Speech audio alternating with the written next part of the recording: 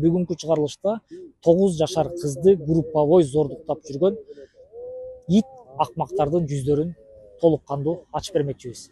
Булардын бири кыздын өгөй атасы, экинчиси бир тууган тайкеси, ал эми үчүнчүсү кыздын бир тууган агасы.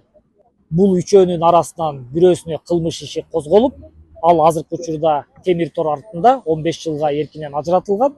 Ал эми экөө өздөрүнүн жазасын албай боштондукта жүргөнү боюнча кыздын апасы бизге кайрылып үн кагып турган учур. Анан мен отургузуп алып кызымды сурадым. Кандай болду эле, эмне болду эле десем, ыйлады.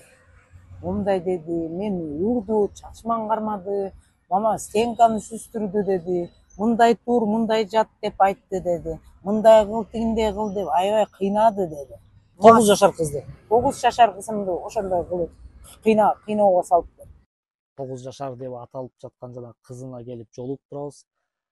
Өзүнөн интервью алып, өзүнүн оозунан жагдай кандай болгонун угууну туура көрүп турабыз. Баарын так айта албайм, бирок иним менен тайкем күнөө эмес. Ой байкем.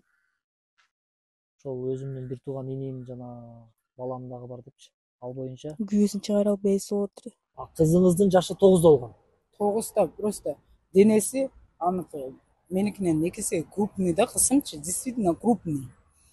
Ал киши ушу сизге кол салганда 9 жашыңызда белеңсиз, Жок. Апаңыз айтып жатат, ушу 9 жашында. Мен 9 жашымда тайэжемдикине окуп жүргөм. Башка тайэжемдикине. Ошондо сиз канча жашта элеңиз бул иш болгондо? 12-13 жашта болчу.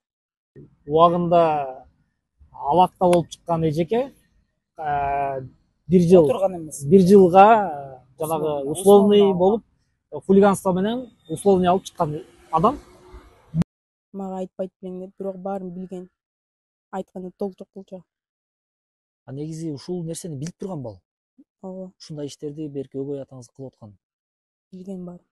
Интервьюну толук алгандан баш тартууну туура көрүп жатам. Кыздын акыбалын көрүп жатам. Мындай курч суроолорду бере албай турам, туугандар, сөздүн ачыгын айтайын.